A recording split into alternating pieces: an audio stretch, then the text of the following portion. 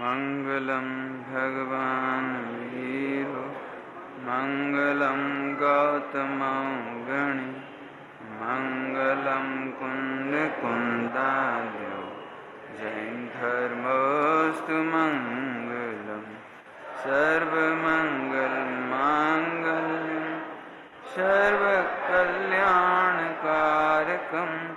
प्रधानम सर्वधर्माणां जैनम जयतु शासनम जैनम जयतु शासनम। बीतरागी देव शास्त्र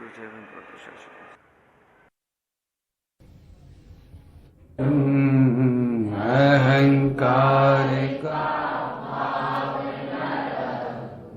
नहीं किसी पर क्रोध करूं, एक दूसरों की बड़ाई कभी नहीं भाव करूं, रहे भावना ऐसी मेरी सरल सत्य व्यवहार करूं, बने इस जीवन में औरों का उपकार करूं। बस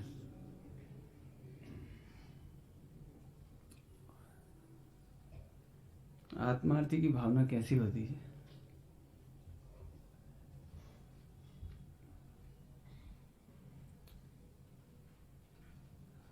बच्चा जिस स्कूल में पढ़ना चाहता है तो उसकी भावना भी वैसी होने लगती पहले से ही। ऐसी ड्रेस होगी मेरी, ऐसी टाई होगी, ऐसा वहां पर लंच बॉक्स होगा, और मैं वहां पढ़ने जाऊंगा तो मेरे सूट बूट टाई वो क्या कहलाते हैं मोजे कैसे होंगे, नहीं हो जाता है? उसकी भावना पहले से ही होने लगती है। और उस स्कूल में मेरा नाम रोशन होगा, मैं पढ़ने लिखने में आगे रहूंगा और मेरे टीचर मेरे से प्रसन्न रहेंगे, मैं उनकी आज्ञा मानूंगा। ऐसी भावना होती ही नहीं होती? नहीं।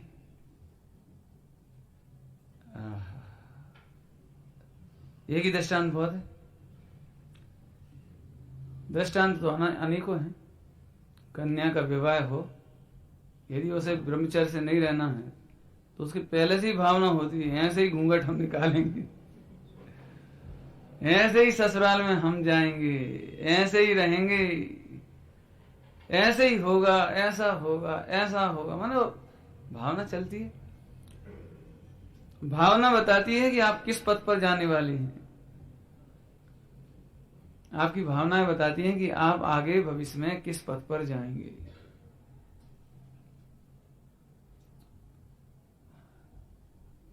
पूत के पांव पालने में दिखाई देते हैं, एक कहावत है। बच्चा यदि बात बात में समाचार पत्र पढ़कर या सुन करके अपराध की बातें करता है तो आप समझ जाओ ये अपराधी होने वाला है। अब इसकी चर्चा लंबी नहीं करेंगे हम, इसकी चर्चा लंबी नहीं करेंगे, तो देख लेना आप। जैसे समाचार पत्र में हमने एक समाचार पढ़ा कि कल नागपुर में लूट मच गई, तो अपराधी वृत्ति वाले व्यक्ति को ऐसा लगता है कल मैं क्यों नहीं था वहां। उसे ऐसा लगता है यदि मैं भी होता तो झवेरी मार्केट में घुसता मैं तो। अब घुस पाए नहीं घुस पाए तो, लेकिन वो समाचार पत्र पढ़ करके उसकी भावना ऐसी उछलती है कि मैं होता तो। अपराधी वृत्ति वालों को, कुशील वृत्ति वालों को ऐसा लगता है कुंभ के मेले में तो जाना ही चाहिए, क्या भीड़ भड़क्का धक्कम धक्का। अरे समाचार पत्र पढ़ के उसकी जो इस तरह की भावना उठती है ना, इससे पता लग गया कि उसका भविष्य क्या है। ऐसे ही आत्मार्थियों की मेरी भावना, आत्मार्थियों की परिणति कैसी होती है उसका दिग्दर्शन है। एक पॉइंट पूरा हुआ इतनी देर में। जिसकी भावना जैसी होती है उसका भविष्य, भावना भविष्य का दर्पण है। क्या है? भावना भविष्य का दर्पण है। आपकी भावनाएं उत्तम है सभी बच्चों को एक से प्रश्न नहीं सूझते, नहीं। वो अनुराग कहां चला गया, पीछे है क्या, बता। वो आया हमारे पास, पंडित जी एक प्रश्न है मुझे। मैंने पूछो। छठी का बच्चा है, 10 साल का। आजा आजा। पंडित जी एक बार बता, आत्म कल्याण घर में नहीं हो सकता क्या? माने बच्चों की एक रोचकता है, एक प्रश्न तो है ना। फिर वो तमाम चर्चाएं करते रहे, हम ये नहीं खाते, वो नहीं खाते। मतलब छोटे बच्चे, इन्हें ये नहीं लगता कि इन्फीरियर कॉम्प्लेक्स नहीं है कि हमारे स्कूल में ऐसा खाते हैं, स्कूल में बच्चे ऐसा करते हैं, हमें ऐसा करते हैं।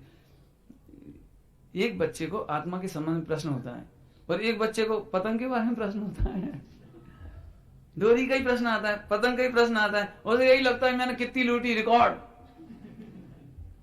नहीं, मेरा तो मंजा भर गया पूरा। हो क्या कहलाता वो, चक्री गिर रही। माने ये बच्चों की भावनाएं भविष्य की सूचक है। इतनी बात समझ गए?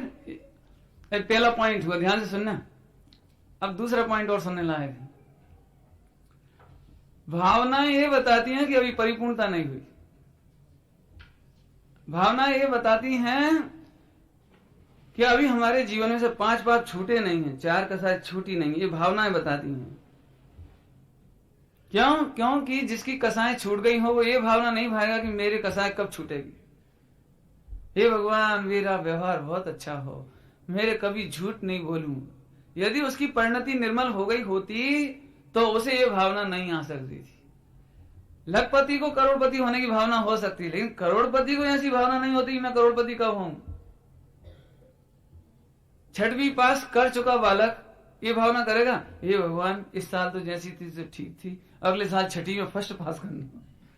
जब 6वीं में पास ही हो गया ना, तो भावना इस बात की सूचक है कि अभी हमारे कसायों का अभाव नहीं हुआ, अभी हम भगवान नहीं बने हैं। इसका मतलब भावनाएं परमात्माओं को नहीं होती। भावना कमजोर भूमिका में ही होती है। आपको पंचकल्याण हो ही जाए तो फिर भावनाएं खत्म हो जाएंगी। फिर थोड़ी भावनाएं होंगी कि ऐसा होगा, ऐसा होगा, ऐसा होगा, और हम ये करेंगे और हम ऐसा करेंगे। भावनाएं नहीं होंगी। भावनाएं तो अभी हैं। मेरी भावना, मैंने पहले ही दिन आपको एक बात कही थी कि आप अपनी अपनी भावनाएं लिखो। लिखने से आपका पंच कल्याणक होगा। क्योंकि अभी चर्चा चल रही थी ना, सुबह भी कहा था आपको, ओ चरित्र असद्भुत व्यवहार न का पंच कल्याणक से आपका कल्याण बिल्कुल नहीं होगा।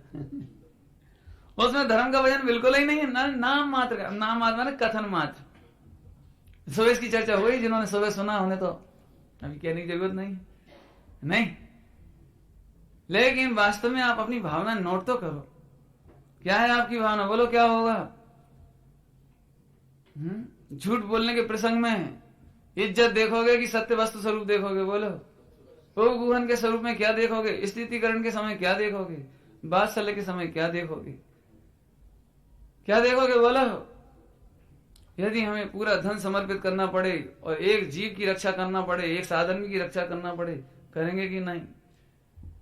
उसमें लिखा है भावदीपिका जी ग्रंथ में, कदाचित देखो मेरी स्मरण शक्ति बहुत कमजोर है तो आप ग्रंथ बदल जाए तो आप सही कर लेना, लेकिन मेरे को जहां तक ख्याल है उसमें ऐसा कहा है, अरे साधर्मी की प्राण देके हूं रक्षा करो। साधर्मी की, अब इसी तरह की शैली उसमें भी है रत्नगढ़ साहब का चार्य जी में, तो आप देख लेना, सही ग्रंथ कर लेना। मैंने बात यही है, साधर्मी की प्राण देके हूं, प्राण देकर के भी रक्षा करो। प्राण देने का क्यों कहा, प्राण देने का क्यों कहा कि जब हम प्राण दे सकते हैं तो पैसा तो बहुत छोटी चीज है, बहुत छोटी चीज है। एक दिन का भोजन पानी छोड़ देना तो बहुत छोटी चीज है। ये भोजन पानी की बात आ गई, मैं कह ही दूं, आप समझ लेना उसे, आप समझदार हैं इसलिए मैं आपको डायरेक्ट नहीं कह रहा हूं। मैं आपको गोला कोट का प्रसंग सुनाता हूं। खनिया थाना के पास गोला कोट है। जब श्री जी का विमान निकलता है तब तो बहुत पब्लिक होती, बहुत पब्लिक होती, बहुत। आसपास के 84 गांव कहलाते, मैंने 15, 16, 18, 20 जितने भी गांव होंगे वो सारी जैन समाज आती है उसमें। लेकिन शाम को रिटर्न होने का जब टाइम होता है ना, 15 जनवरी के दिन, 15 जनवरी के दिन होता है, 15 जनवरी के दिन, तो दिन तो छोटे ही होते हैं। तो उस समय सबको भोजन की चिंता होती है और श्री जी केवल 4 व्यक्तियों के कंधों पर विराजमान होकर के भागते, दौड़ते, कूदते, फांदते मंदिर तक पहुंचती है। मुझे ऐसा लगा, क्या हम एक दिन रोटी नहीं छोड़ सकते? क्या हमने सुबह भरपेट भोजन किया है, पानी पिया है, फल खा लिए, नाश्ता कर लिया दोपहर में, तो क्या शाम को जिनेन्द्र देव के भगवान को, जुलूस को सड़क पर अकेला छोड़ा जाए? इससे बड़ी कृतज्ञता कौन सी होगी? ये तो लोकाचरण भी नहीं है, लोक का विवेक भी नहीं है। हम डॉक्टर को बुला के लाएं तो डॉक्टर को वापस उसकी क्लिनिक तक, उसके घर तक छोड़ने जाते हैं। महावीर जयंती के जुलूस में अथवा और कोई जुलूस में जाते समय तक तो शोभा रहती है और लौटते समय तो ऐसा लगता है चल चल चल चल चल चल चल, रुको नहीं, सीटी नहीं बजा, झंडी नहीं दिखाओ। झंडी का रिवाज रहता है ना, हरी लाल, वो कहता लाल मत दिखाना तो हरी। कई बार तो ऐसा होता है कि बाजे वाले भागते ही चले जाते हैं, लेकिन मैं बस इतने नहीं समझ लेना, बस मैंने तो इशारा कर दिया आपको। क्या हम एक दिन भोजन नहीं छोड़ सकते? जब हम प्राण देकर साधर्मी की रक्षा कर सकते हैं, तो जिनेन्द्र देव की प्रभावना करने के लिए निकलंग ना बन सके तो एक टाइम का भोजन तो छोड़ सकते हैं। इशारा समझ गए कि नहीं समझेगा? और समझाना पड़ेगा। कभी कभी प्रभावना में अप्रभावना हो जाती है। हम महावीर जयंती के जुलूस प्रभावना के लिए निकालते हैं और हो जाती है अप्रभावना। अब इतने में याद रख लेना, थोड़ा कहा पूरा समझना, ज्यादा नहीं, थोड़ा कहा ज्यादा नहीं, पूरा। पूरा माने असंख्यात भेद। जहां जहां जिन शासन की प्रभावना हो वहां पर अपने हृदय की संकीर्णता नहीं रखना, देह को प्रमाद में नहीं छोड़ना। तुम अष्टमी चौदस का उपवास नहीं करो तो चलेगा, लेकिन जिस दिन जिनेन्द्र देव भगवान की प्रभावना का प्रसंग हो उस दिन भोजन के नाम पर, व्यापार के नाम पर, दुकान के नाम पर यदि भगवान को आप मझधार में, मझधार तो नहीं कहना चाहिए लेकिन आपकी भाषा में कह रहे हैं हम तो, बीच सड़क पर भगवान की अप्रभावना के लिए छोड़ देना ये अनंत पाप है। इसको अभी औपचारिक असद्भुत व्यवहार नय की भी खबर नहीं है, ऐसा कहो। और जिसको अभी पहले नंबर की नय, मैंने सबसे स्थूल नय की खबर नहीं है, वो आगे तो है कैसे पहुंचेगा? आया समझ में आया? अब अपन पढ़ते हैं इसमें। तो भावना अधूरेपन की सूचक है।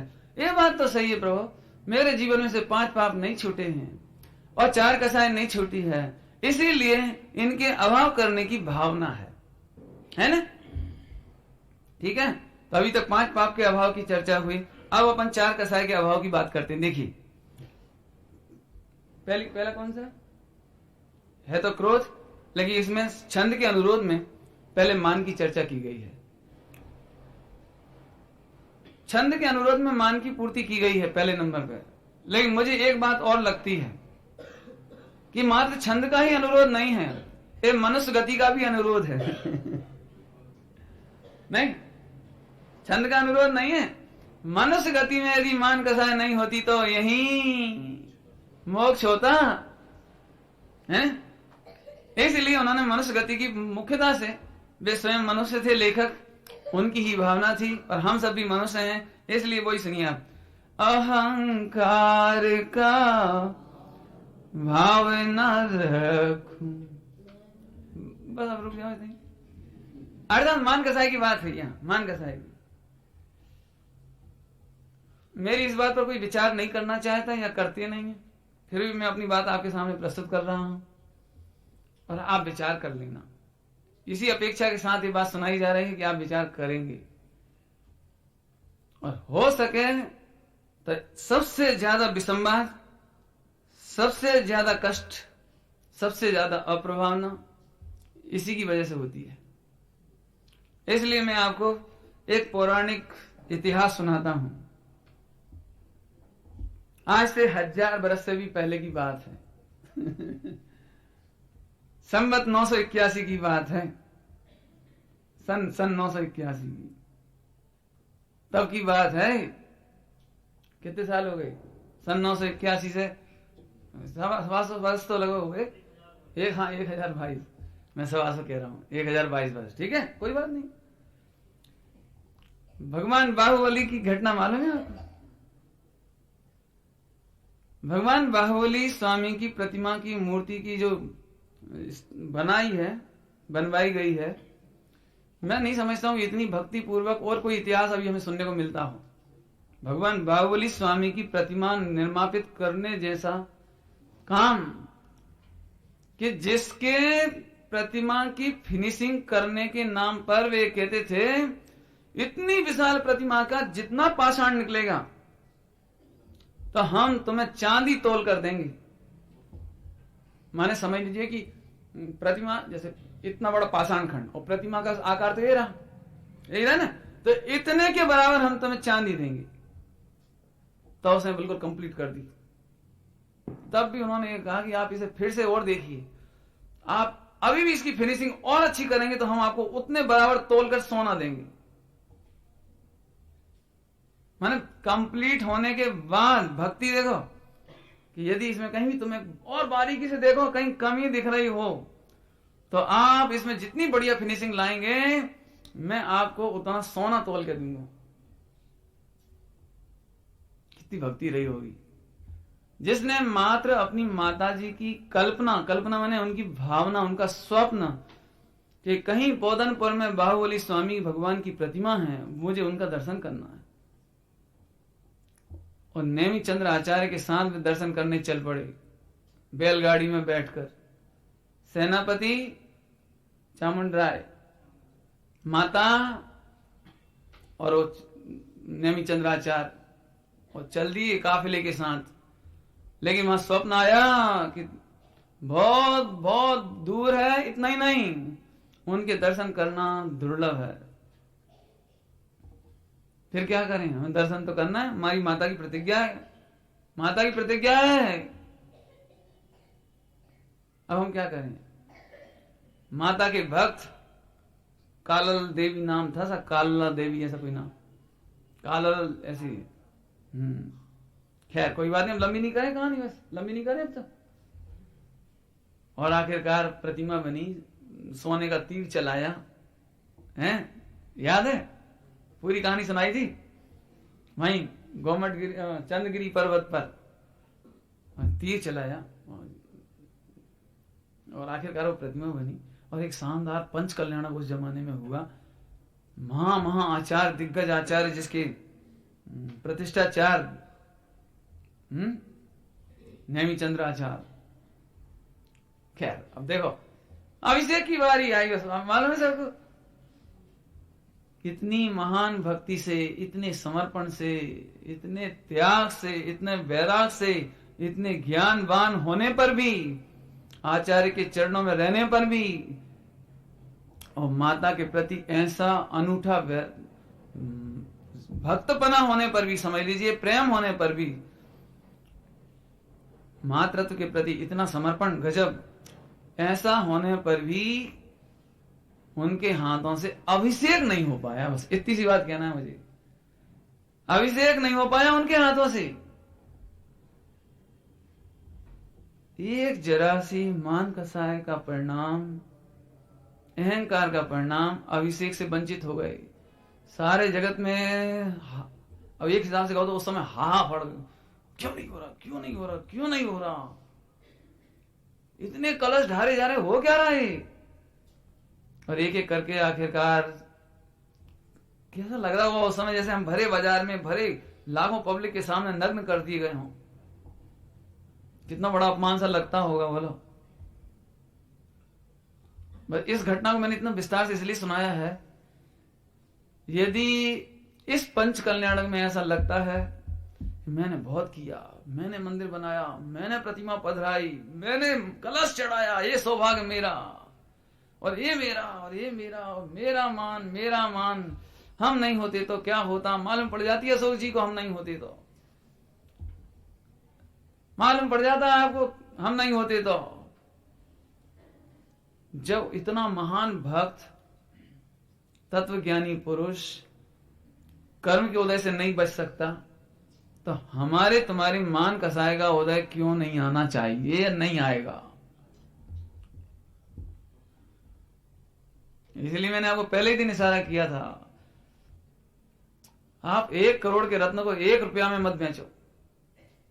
आप चाहो तो इस पंच कल्याणक में एक अंतिम पंच कल्याणक हो, तुम चाहो तो तुम अपने रत्नत्रय की, कहते हैं ना सम्यक दर्शन का में निमित्त होता है ना, सम्यक दर्शन निमित्त है ना। क्या हम पछताएंगे इस बात के लिए कि हम सम्यक दर्शन क्यों नहीं कर पाए? क्या हमारी मेरी भावना में सम्यक दर्शन का प्रोग्राम शामिल है कि मैं भगवंतों को देख करके निहारूंगा, मुझे मतलब नहीं झंझटों से, मुझे दुनिया से मतलब नहीं, मैं प्रतिदिन कम से कम कितना ही काम होगा लेकिन आधा घंटा तो भगवान के चरणारविंद में बैठकर अथवा एकांत में अथवा तत्व अभ्यास करके अथवा जो सुना है उसका बारंबार अवलोकन करूंगा।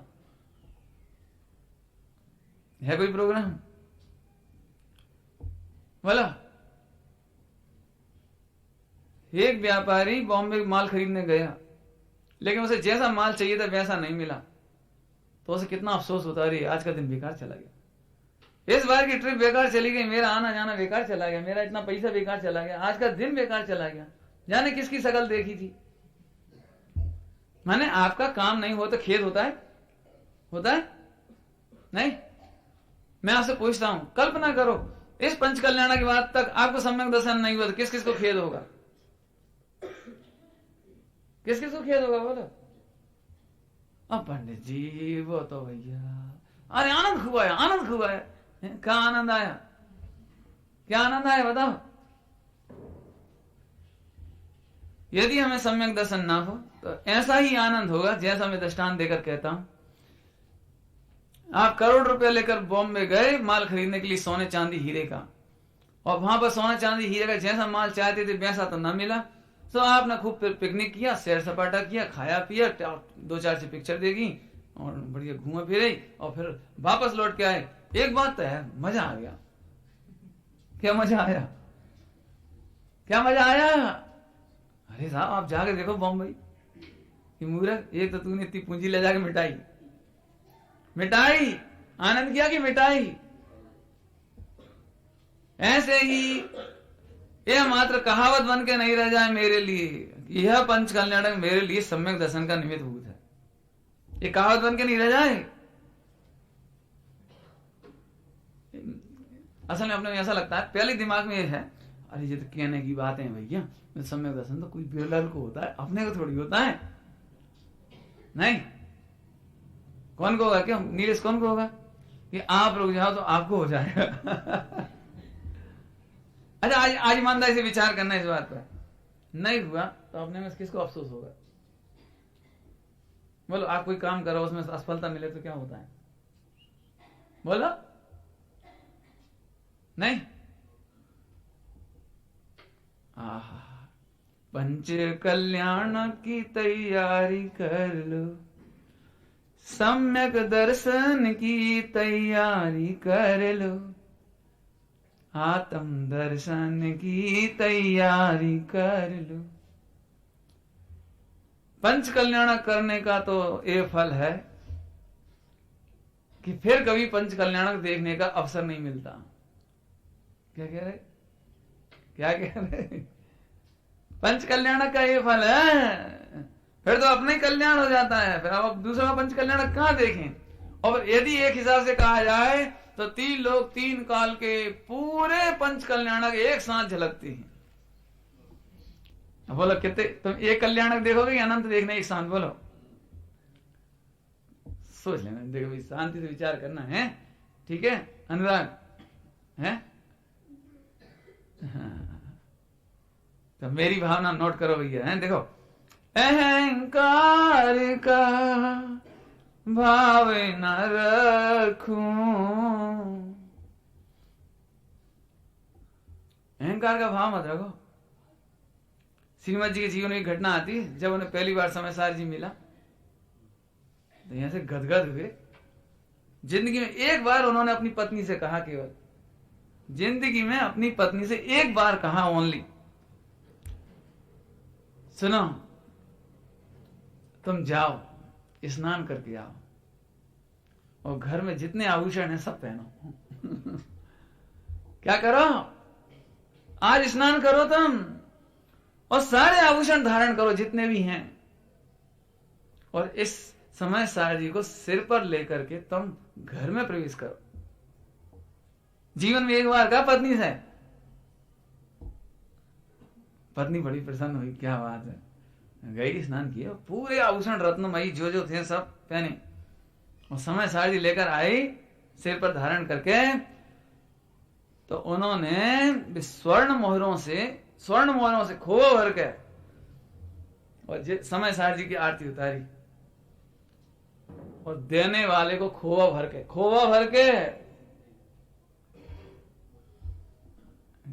ये तो क्या होता है हैं? आज हमें अब मैं कुछ नहीं कहना चाहता, इनकी कितनी कीमत है हमारे दिमाग में। ये तो जिनकी भावना है ना बेतरती है, भावना भवनाश नहीं है, भावना। आज सच्ची बात तो यह है कि ताम झाम में हमारी भावनाएं समाप्त हो गई। बाहर की भागदौड़ में, बाहर के डेकोरेशन में, बाहर की प्रभावना में, हालांकि पंडित साहब प्रभावना नहीं कहते, प्रचार कहते हैं। प्रभावना अलग चीज है, प्रचार अलग चीज है। अब बताना ही पड़ेगा, शब्द तो आएंगे बीच में, बताया था पहले नहीं, प्रभावना और प्रचार में अंतर।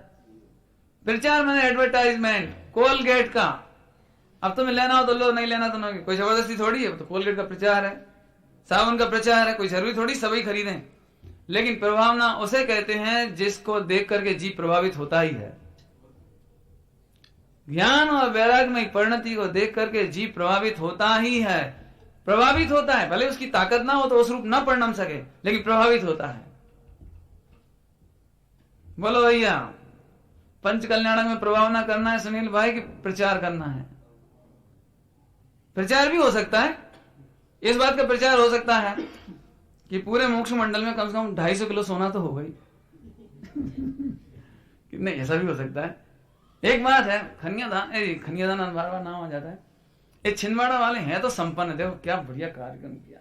ये इसका ही प्रचार हो सकता है, और भी हो सकते तमाम बातें। ये तो एक दो तो हमने कही, ऐसे सैकड़ों बातों की प्रचार हो सकती है, और एक प्रभावना भी हो सकती है।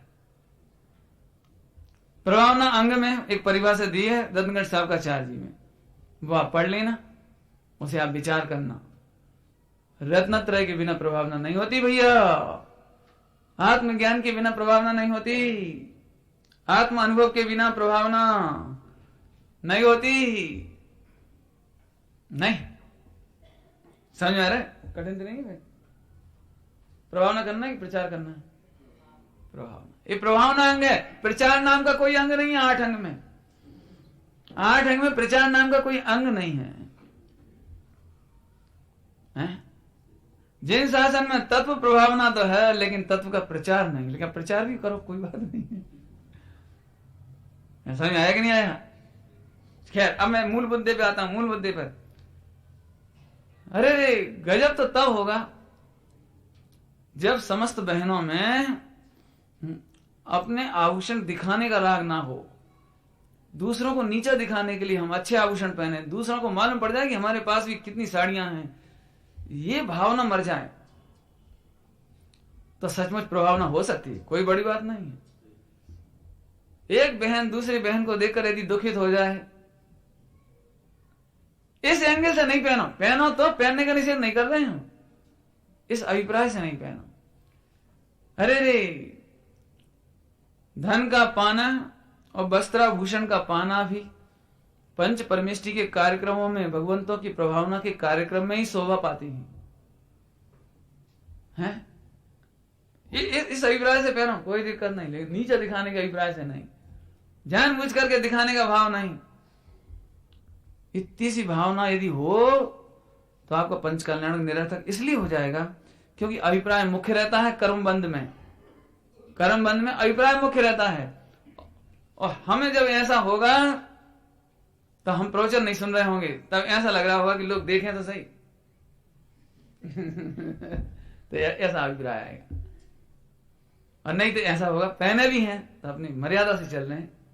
कई बार महिलाएं, कहना तो नहीं चाहिए, मेरे को तो पसंद ही नहीं, अपनी भारतीय संस्कृति नहीं है, यूं समझ लो, भारतीय संस्कृति ही नहीं है। हमें कहना भी नहीं चाहता, क्या कहें। हाँ भाई समझ लो कौन सी संस्कृति नहीं है। बस माताओं को, बहनों को, महिलाओं को अपने शरीरों के अंग ढांक के रखने चाहिए। लेकिन बिल्कुल एक इधर से वो पिन लगा दिया, इसके बाद पल्लक कहां गया भगवान ही जाने। बस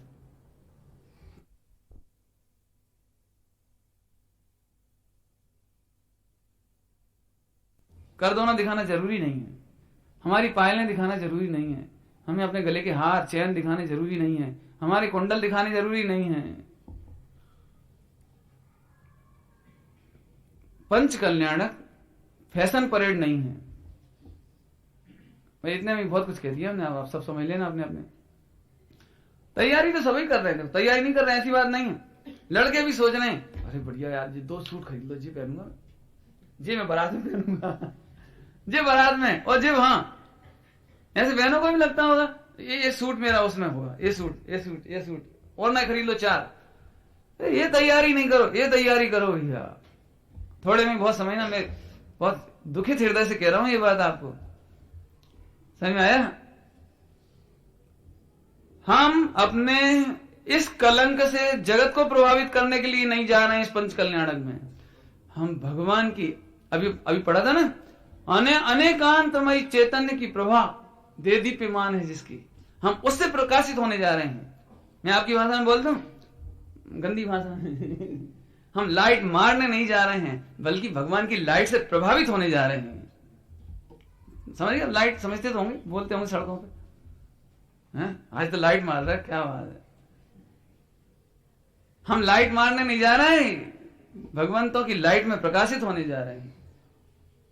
जिस चैतन्य की प्रकाश में देदीप्यमान भगवंत हैं, उन भगवंतों के देदीप्यमान प्रकाश से हैं? तेरी अंतर लो से निज अंतर दीप जलाने आया हूं, है प्रभु तेरे मेरे अंतर को अविलंब निरंतर से भर दो। ये करो तो मजा आएगा। समझ में आया? लगता तो है कुछ कुछ फायदा होगा। नहीं आनंद तो ही आए। नहीं बहुत बहुत दुख होता है। लोग कहते हैं बहन श्री को बदनाम करते हैं, मैं तो कहता हूं बहन श्री से आप इनका एक भी फोटो देखो, एक भी फोटो। ब्रह्मचारिणी बहनों को भी ये शिक्षा लेने लायक, आम महिलाओं को तो लेना ही चाहिए। अपने जमाने में बहुत अच्छा था, अपने जमाने में मतलब मैं कोई बूढ़ा नहीं हो गया लेकिन हमारे जमाने में महिलाएं बस सीधे पल्ले की साड़ी पहन के इस तरह से ढकते थे शरीर को, कहीं दिखाई नहीं देवे, ओछे ब्लाउज पहन लिए, और फिर अब आजकल वो स्लीवलेस। ये भगवान, हो कोई घर में तो पेट्रोल डाल के आग लगा देना, और फिर वो वैसे कपड़े पहन लिए, पारदर्शी साड़ियां, और फिर उस पर सेंट पे परसेंट। बगल में बैठने वाले को सिरदर्द हो जाए।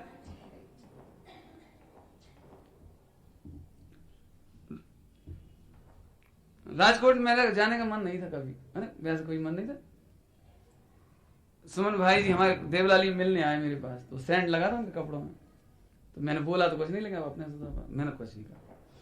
तो अब संयोग की बात है, बहुत 2-4 बार जब उन्होंने अनुरोध किया तो इनने कह दिया अमित जी ने कि वो वहां की महिलाएं आधुनिक होंगी, सब एजुकेटेड, पढ़ी लिखी, और सेंट लगा के आई तो भाई साहब को बर्दाश्त नहीं होता।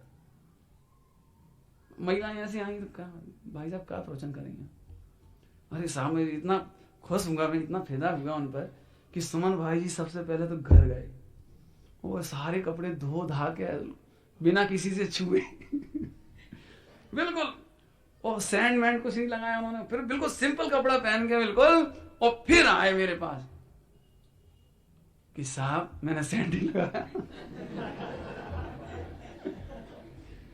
बोले साहब जरूर पधारो और आपको जो शिकायत नहीं मिलेगी। मैं इस बात से खुश हुआ। मैंने कहा गजब, ये मैन मुखिया प्रधान है वहां के, बोला रामजी भाई दोषी जी के पुत्र। ऐसे जब मैं देख के खुश हो गया, गजब, तो ठीक है कोई बात नहीं। आप बताओ भोजन की व्यवस्था। मैं अब आप चिंता ही नहीं करो, वो तो सब हो जाएगा, अब कोई चिंता नहीं है। एक जीव इतना समर्पित चित्त से सोचता तो है, उसने ये नहीं सोचा ये आज का लड़का, मैं अभी एक फोन करूं तो उस विद्वान को बुलवा सकता हूं, इतनी पावर है। लेकिन नहीं, ये विनम्रता देखकर हम बड़े खुश होंगे। अभी अलीगढ़ में मिले, चप्पल उतार के मिले, चप्पल पहने मैंने जैसे जा रहे थे और देखा जैसे ही झट चप्पल उतारी और फिर आए। समझिए मतलब ये कितनी ये विनम्रता एक लक्षण है, ये अहंकार नहीं है। इससे प्रभावना होती है। देखो हम प्रभावित हो गए ना उनसे, ये उनका प्रचार नहीं था, हम प्रभावित हो गए। देखो उनसे सादगी, सरलता, विनम्रता, इसका श्रृंगार करके जाना पंच कल्याणक में। इस तरह से थोड़ा लक्ष्य छोड़ देना कपड़ों की तरफ से, गहनों की तरफ से। आनंद तो तब आए जब एक करोड़पति बहू के पास 5 हार हैं, एक उसने पहना और 4 अपनी बहनों को दिए, समाज की बहनों को, अपनी देरानी को दिया, अपनी मामा की पुत्री हो उसको दिया, और भी जो रिलेटिव हो कोई, बिल्कुल प्रेम से दिया। अरे इन गहनों की यही महाभाग्य, इन गहनों का। वैसे तो रखे रखे डब्बे में पड़े रहते, अथवा लॉकर में पड़े रहते, अथवा शादी विवाह के भोगों में काम आए होते। लेकिन आज हमें बड़ी खुशी है कि हमारे सारे गहने भगवंतों की पंच कल्याणक में निकल रहे हैं। आप पहनो, भैया अंगूठी ले ले, ए भैया ये हार ले ले, ए बेटा चेन ले ले। मजा तो तब आए देवर खाली गले चले जा रहे हैं और अपन ने 3 हार पहन लिए। आप पहनने के अधिकारी नहीं है। अभी आप में मानवता भी नहीं है, सज्जनता भी नहीं है। अभी आप भगवान बनने से तो बहुत दूर हैं। सच्ची बात कह रहे हैं। आप कहो तो फिर घंटों व्याख्यान होंगे इस पे, हैं? फिर तो अपन वो रूस से भी बेकार है। कम से कम समाजवाद में इतना तो है कि 2 रोटी है तो एक तुम खाओ एक हम खाएं। वो समाजवाद से भी दूर है। अभी तो मिल बांट करके खाना, प्रेम से रहना, ये भी तो भावी भगवान है। ये भी तो भावी भगवान है। ये भी तो वजह तो ठीक है। लोग व्यवहार में मना कर दे, नहीं भैया खो जाएगा तो हम कहां से देंगे, हमें तकलीफ होगी। आप पहनो। अब आप पहनोगे भी ना तो उसे आपका पहनना ईर्ष्या का विषय नहीं बनेगा। अरे इनका हृदय बहुत बड़ा है भैया, इन्होंने गहने पहनने से पहले पूछा आप पहनो। हैं? एक घर में 4 बहुएं हों और चारों के ये प्लान है कि सबसे अच्छी साड़ी हम नहीं पहनेंगे, हम अपनी जीजी को पहनाएंगे। जीजी माने जिठानी। दीदी ये साड़ी तो आप ही पहनो। मालूम क्या लिखा है? ये बच्चों की एक पुस्तक में लिखी, बहुत अच्छी बात। वहां फलों के मामले में लिखी, फलों के मामले में, लेकिन मैं आपको इस मामले में बता रहा हूं। न्याय की बात है, नीति की बात है थोड़ी सी। जगत में उत्तम पदार्थ दूसरों को देना, ऐसा है उसमें न्याय में। जैसे 2 फल हो तुम्हारे पास 2 फल, एक बड़ा आम एक छोटा आम, और तुम्हारा छोटा भाई है, तो तुम उसे कौन सा आम दोगे? बड़ा देंगे। न्याय नीति की बात है। उत्तम दूसरों को देंगे, बड़ा दूसरों को देंगे। तुम दोगे तो तुम्हें भी कोई देगा क्या? तुम और तुम्हारा भाई, मम्मी दूध रख गई तपेली में और उसमें मलाई भी है, छोटे भाई को कौन सा दूध दोगे और तुम कौन सा लोगे? ये बात है। छोटे भाई को मलाईदार दूध देंगे। जब तुम उसे दोगे तो वो भी तो जिंदगी भर तुम्हें प्रेम देगा। अरे भैया हमें मालूम है बड़े भैया ने हमेशा छोटे का ख्याल रखा, तो छोटा बड़े का ख्याल नहीं रखेगा। ऐसे घरों में नरक हो सकता है कभी? यदि हमारी परिणति से, हमारे चिंतन से घर में नरक बनता है तो हम सम्यक दर्शन के अधिकारी नहीं। हम लिख के कहते हैं ये बात। आपकी समय सारी की धारणा कुछ नहीं कर पाएगी, हमारी गारंटी है। और हमारी गारंटी का अभी बताया था ना, नरक में सम्यक दृष्टि असंख्यात और त्रियंची में असंख्यात, और मनुष्यों में मान कसाय नहीं होता तो यही मोक्ष होता। भाई साहब हो सके तो ध्यान रखना, अच्छी शर्ट छोटे को देने की कोशिश करो, आप अपनी बड़े को देने की कोशिश करो, कितना अच्छा माहौल होगा। दीदी ये हार आप पहनो, हम देखे तो सही आपके गले में कैसा लगता है, कह के तो देखो, कह के तो देखो ऐसा व्यवहार। अब जलापन कैसे होगा, ईर्ष्या कैसे होगी, नफरत कैसे होगी। गहने पहनो, जरूर पहनो, मैंने मना नहीं किया ना, शुरू में मना नहीं किया था ना, जरूर पहनो, लेकिन तरीके से पहनो, जलाने के लिए नहीं, ईर्ष्या के लिए नहीं, नीचे दिखाने के लिए नहीं। ये हमारी शोभा नहीं है। मैं फिर से कहता हूं, ये मेरे लिए कलंक है। हम भगवान आत्मा है, ये हमारे लिए कलंक है। इस कलंक की प्रभाव न करने के लिए नहीं निकल रहे हम तो भगवंतों के प्रभाव नाम है। आह प्रभु, हमारा भी हित हो, ये भावना से जा रहे हैं। ठीक है, अहंकार की बात आई है। मेरे पास बहुत ही दिक्कत, मैं सोच रहा हूँ 2-4 दिन कैसे पूरा होगा जी। कितने दिन रह गए अभी, थोड़े दिन बच रहे हैं, मतलब मैं जल्दी जल्दी करना चाहता हूँ। लेकिन एक काम करना, बाकी रह जाए तो आप पूरा कर लेना, है ना, बाकी आप पूरा। सुनो एक पहले, हाँ सुनो सुनो सुनो, ध्यान सुनो, अभी अहंकार की बात चल रही, ध्यान सुनो। सर सेठ हुकुमचंद जी की घटना सुनाते हैं आपको। संवत 2013 में जब गुरुदेव श्री तीर्थ यात्रा के लिए निकले उत्तर भारत की, तो इंदौर पधारे, इंदौर। और सर सेठ हुकुमचंद जी माने माधवराव सिंधिया ने, जो माधवराव इनके पिताजी, उनकी टक्कर का आदमी, टक्कर का आदमी, यानी छोटा मोटा नहीं। उस जमाने में भी, अब क्या बता, अब उनका वर्णन करने से कोई फायदा नहीं, मुझे समझ लो टॉप क्वालिटी का बस सर सेठ हुकुमचंद। जब गुरुदेव पधारे तो सबका भोजन कराया उन्होंने, सबका भोजन। और सर सेठ हुकुमचंद जी अपने हाथों से थालियां परस रहे थे, झूठी थालियां उठा रहे थे, गिलास उठा रहे थे, झूठे बर्तन उठा रहे थे, वो परस रहे थे। तो एक तरह से राजा जैसी स्थिति। तो सब उनके पास, अरे आप तो बैठो, आप तो बैठो, आप तो बैठो, हम कर रहे हैं, हम कर रहे हैं, कोई कमी है इतने बड़े इंदौर में, समाज की कमी है कोई, इतने कार्यकर्ता हैं, आप बैठो। उन्होंने गदगद होकर कहा था, अरे आज तो यदि सोनगढ़ से कौआ भी आएगा तो मैं उसे अपने हाथों से खिलाऊंगा। सोनगढ़ से एक कौआ भी आएगा तो मैं अपने हाथों से खिलाऊंगा।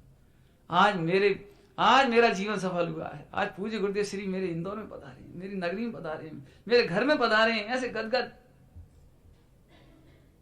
गदगद।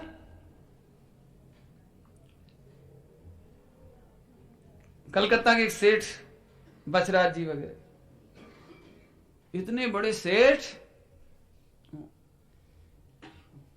लेकिन गुरुदेव श्री जंगल में जाते थे लेटरिन, तो वे भी लोटा लेके जंगल में जाती थी। तो गुरुदेव जाते थे तो उनका लोटा ऐसे ले जाते थे, ऐसे गुरुदेव का लोटा ऐसे ले जाते। तो लोग उन्हें चिढ़ाते, जैसे कि हैं लेटरिन का लोटा ले जाती हो, इतना बड़ा सेठ लेटरिन का लोटा ले जाता है, ऐसे लोग उन्हें कहें, माने सब उनसे कहें आप क्यों जाते हो, आप नौकर लगा दो ना, एक गुरुदेव के श्री के लिए एक नौकर लगा दो ना, ज्यादा हुए तो, आप क्यों जाते हैं ऐसे। उन्होंने कहा था, उनके वाक्य देखो आप, तुम तो कह रहे लोटा, यदि मुझे गुरुदेव श्री का मल भी हाथों में ले जाना पड़े तो मैं ले जाऊंगा। एक तत्व ज्ञानी के प्रति कैसा समर्पण होना चाहिए, कैसा निरंकारपना होना चाहिए, ये 2 दृष्टांतों से समझ लेना। अब मेरे इशारे समझ गए होंगे आप लोग, हैं? हमें ऐसा नहीं लगा कि मैं तो सेठ हूं, मैं थाली क्यों उठाऊं, अरे तुम उठा दो ना, तुम झाड़ू लगा दो, क्या दिक्कत है, झाड़ू लगा दो। मैंने जतीश भाई जी को सुनाया था आपको, जतीश भाई जी झाड़ू लगा सकते हैं, वे दरी बिछा सकते हैं, वे दरी उठा सकते हैं। बाबूजी युगल जी, जब उन्हें कवि सम्मेलन हो, उसका शौक था कवि काव्य करने का, तो अपने हाथों से फर्श बिछाते थे, फिर खुद कवि सम्मेलन का संचालन करते थे, मंच का, और फिर सब चले जाते थे तो खुद ही उठाते थे और घर लाते थे। माने महान व्यक्तियों का व्यक्तित्व ये है। आपने केवल महान व्यक्ति में नाम सुने हैं, लेकिन इनके पीछे कितनी बड़ी इनकी भावनाएं होती हैं, पवित्रता होता है, समर्पण होती है, वो अपने खबर नहीं पड़ती। और हम क्या सोचते हैं, मैंने तो यार बिल्कुल टॉप क्वालिटी का सूट पहना है, फिर वो उसका क्या होगा, वो ये खराब हो जाएगी ना क्रीज, और रायता फैल जाएगा ना, दाल फैल जाएगी क्या, ये नहीं।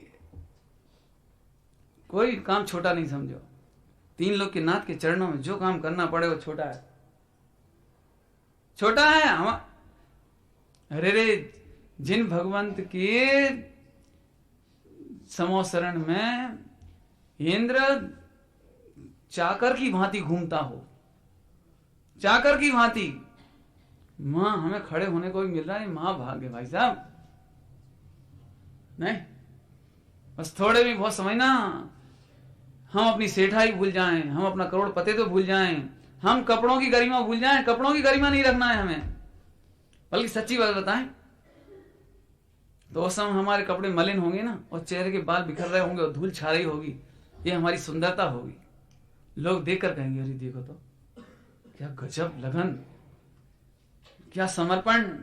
और आप बाबूजी बने घूमते रहे बिल्कुल बढ़िया, चूड़ीदार पजामा प्रिंस जैसा, कुर्ता सफेद, और फिर बढ़िया एक इधर वो बिल्ला इतना बड़ा, और फिर तुम करो, तुम आओ, अरे तुम कहेंगे भाई साहब हटो यहां से तुम, और ना कहें। लेकिन आपको क्या लगता है, बोलो। अहंकार हमारे समर्पण को नष्ट करता है, अहंकार हमको समर्पित नहीं होने देगा। अरे साथ तो 5-8 दिन में तो हमें अच्छे कपड़ों का प्रदर्शन करना है, और उन्हीं दिनों में ये पहने, बस थोड़े भी सब समझ लेना। जिन शासन की प्रभावना में संयोग, शरीर, पुण्य और दुनिया की तुम्हें यदि अहंकार हो तो तुमने पंच कल्याणक नहीं मनाया। थोड़े में बहुत समझ लेना, बस इतना ही कहना है हमें तो। और 1 दिन के लिए शिक्षा नहीं है, 8 दिन के लिए शिक्षा नहीं है, ये आपके सारे जीवन के लिए है। यदि आपको सम्यक दर्शन चाहिए, आत्म कल्याण चाहिए, तो पूरे जीवन के लिए है। हमारे चित्त में अहंकार नहीं होना चाहिए। आगे देखो क्या लिखा है, नहीं किसी पर क्रोध करूं।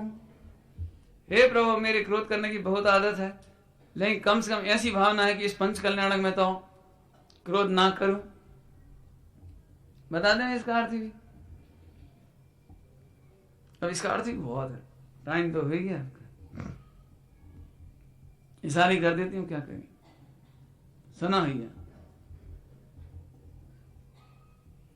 क्रोध के स्थान पर क्रोध करना इतना बुरा नहीं माना जाता, लेकिन जहां क्रोध का स्थान नहीं हो वहां क्रोध करना अनंत पाप। क्रोध के स्थान में क्रोध, क्रोध के स्थान में मतलब जहां सचमुच किसी का सील लुटता हो वहां क्रोध करो। जहां वीतरागी देश शास गुरु की विराधना होती हो वहां क्रोध करो, कोई दिक्कत नहीं। वीतरागी देश शास गुरु की रक्षा के लिए, जिनायतन की रक्षा के लिए, माता पिता की रक्षा करने के लिए, पत्नी और बहनों की रक्षा करने के लिए क्रोध करना पड़े जरूर करो, नहीं तो तुम नपुंसक कहलाओगे, तुम कायर कहलाओगे, वहां तुम क्रोध करो। लेकिन वीतरागी देश शास गुरु के सामने ही आप क्रोध करो, ये ठीक नहीं। ऐसे कार्यकर्ताओं को देखकर बड़ा कष्ट होता है जो विद्वानों की भी मर्यादा ना रख सकें, उनके सामने जेब में हाथ डाल के खड़े हो गए, उन्हीं के सामने तू तड़ाक जोर जोर से बोलने लगी।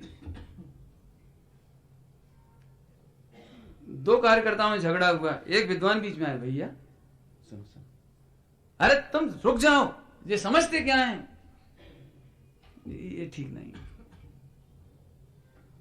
ये तो विद्वानों की बात ली है, क्योंकि विद्वानों की मुख्यता रहती ना इसमें, भाई कोई विवाद हो जाए तो विद्वान ही तो सुलझाएंगे, और कौन सुलझाए। लेकिन इतना इतना क्रोध में रहते हैं कि सुनने कोई तैयार नहीं। चुप रहो, मुंह बंद कर लो, मैं देख लूंगा एक एक को। क्या देख लोगे, क्या देखोगे तुम देखने लायक नहीं रहोगे, पता है तुम्हें। ऐसी पर्याय में जाओगे जहां आंखें नहीं होंगी, कान नहीं होंगे, खबर है तुम्हें। ये मैंने इशारा किया है ना, छोटा सा, छोटे मोटे प्रैक्टिकल रूप बता दें कहो तो। कोई समाज का अध्यक्ष हो, मंत्री हो, और भी कोई हो, कार्यकर्ता हो बड़ा सुपर, और भी कोई हो, मंदिर में आए, कोई कमी है, कोई बात की कमी है, 3 लोग के नाथ विराजमान है और उनके ही सामने चिल्ला चोट करने लगे, तुम सुनते नहीं हो, तुम ऐसा काम कर देते हो, ऐसा क्यों रख दिया भाई, ऐसा क्यों कर दिया, मानते नहीं हो, 10 बार समझा चुके, और कब पूजा भी करते जाएं और पूजा करने में बड़बड़ाते जाएं, रुक जाओ अभी ला रहे, रुक जाओ। अरे क्या है ये, तुम्हें 3 लोग के नाथ की समावसरण में तुम्हें खबर है, स्थापना निक्षेप की खबर है तुम्हें? अशोक जी, जो स्थापना निक्षेप का आदर नहीं करता उन्हें परमार्थ तीर्थंकर नहीं मिलते, खबर है तुम्हें? क्या कह रहे हैं हम जल्दी से वर्तमान, स्थापना निक्षेप की खबर नहीं हो, मर्यादा नहीं रख सकते, उन्हें वास्तविक तीर्थंकर नहीं मिलते, परमार्थ तीर्थंकर नहीं मिलते। करना नहीं हो गए और आपको तो आपको समझाते, बोलो बहुत प्रैक्टिकल एग्जांपल दे रहे हैं आप उसे, समझना। लड़का लड़की देखने गया और उसने अपना एक फोटो पेश किया, समझ लो करते हैं ना, फोटो पेश किया, तो लड़की ने वहीं फाड़ दिया, तुम शादी कर लोगे उससे? बोलो, जो लड़की तुम्हारे फोटो को फाड़ दे, या तुमने किसी के माध्यम से पहुंचाया, समझ लो उसके पिताजी ने आकर के दिया, बेटा जी फोटो है, लड़का देखो बेटा जी फोटो है, उसने लेके कुआं में डाल दिया, यानी सड़क फेंक दी, धरती फेंक दिया, बोलो शादी होगी? जब तुम फोटो का आदर नहीं कर सकते तो ओरिजिनल पति कैसे मिलेगा? वो ऐसे स्थापना निक्षेप में तीर्थंकरों की आप मर्यादा पालन नहीं कर सकते तो असली नहीं मिलेंगे। विचार करना, मैं यदि गलत कह रहा हूं तो आप मेरा सुधार कर देना। अशोक जी गलत कह रहे हैं तो बताओ, समझ आई भैया? इसलिए जिनवाणी माता के सामने जेब में हाथ डाल देना एक क्रोध है, क्रोध है। अब क्रोध की लंबी चौड़ी परिभाषा है, 2-3 घंटे की सेट सुन लेना। क्रोध का साहब 3 घंटे का प्रवचन है, कम से कम 4 घंटे का, अभी थोड़ी सुनाएंगे। तो देखो विचार करो, देखो कर विचार तो पाम की बात है, गहरे पानी पेट की बात है। आप गहरे पानी बैठो, आपको मालूम पड़ेगी सब बात। मैं नहीं कहता हूं, आपको आगम के आधार से कहते हैं ये बात, आप विचार करना भैया। कई बार ऐसा देखते हैं दिगंबर मुनिराजों के सामने ही लोग जेबों में हाथ डाल लेते हैं, पीछे हाथ कर लेते हैं, जोर जोर से बोलने लगते हैं, भगवंतों के सामने करने लगते हैं। सुनो, इनके सामने माली में और तुम में कोई अंतर नहीं है, कोई अंतर नहीं। आप माली को डांटने का अधिकारी नहीं है। और मैं आपको इसका एग्जाम्पल देके समझा सकता हूं लोक व्यवहार का। बोलो राष्ट्रपति भवन में आप जाओ, राष्ट्रपति से आपको कोई पंच कल्याण के बारे में कुछ कहना है, निमंत्रण देना है, और आप नौकर को ले जाओ संग में, तो आप राष्ट्रपति के सामने नौकर को डांट सकते हो? है हिम्मत? कुछ कह सकते हो? यदि वो गलती भी कर दे, ऐसे करोगे ना, इशारे करोगे ना कि भाई चिल्ला दोगे, क्या भाई समझता नहीं है तू, ऐसे बोलोगे। अब देख लेना, ध्यान रख लेना, भगवंतों के सामने कभी ऐसा तो नहीं होता। अभी तो असल में आपको ये प्रतिमा पत्थर से ज्यादा नहीं दिखती, नहीं तो भगवंतों के जुलूस में आप ऐसे चलो, ऐसे जैसे राजा महाराजा निकलते थे ना, तो बड़े बड़े सेठ ऐसे निकलते थे, बड़े बड़े राजा चक्रवर्ती, वो क्या कहलाता तुम्हारे सेनापति, पुरोहित, और ये अलग अलग होते हैं ना राजा आते हैं जो ऐसे चलते हैं, और हम भगवान के सामने जुलूस के साथ ऐसे चलते। ये गलत तरीका है। आपको लगता है क्या छोटी छोटी बातें बताते हो आप, लेकिन आपको क्या करें, संस्कृति खबर नहीं ना, इसलिए हम संस्कृति बता रहे हैं आपको। 3 लोग के नाथ के सामने कैसा व्यवहार होना, सब लिखी है परिभाषा। भाव दीका में पढ़ना, अनंतानुबंधी क्रोध, अप्रत्याख्यान, प्रत्याख्यान क्रोध, संजलन क्रोध, आप उसे पढ़ लेना, मैं यहाँ विस्तार नहीं कर रहा, आप उसे पढ़ लेना।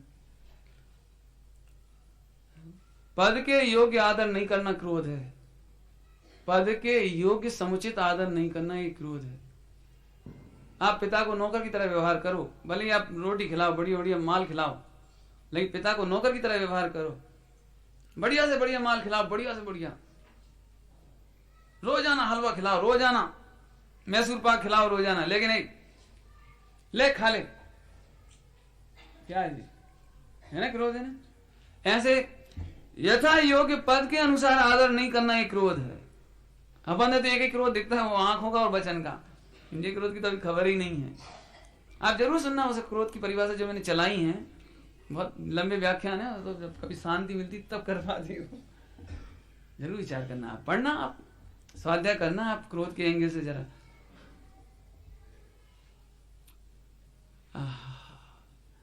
नहीं किसी पर क्रोध करूं, और माल तो बहुत है, बाकी चर्चा कल करेंगे, टाइम बहुत लगेगा। क्या करें बता, बहुत चर्चा है, बहुत। अब देख रही है इसलिए बस, अब इतना ही बहुत है, बहुत है माने it is homework to you. ये आपका होमवर्क है, आप घर करिए इसको, आप विचार करिए और सोचो, बहुत बातें हैं। ओम नमः शिवाय।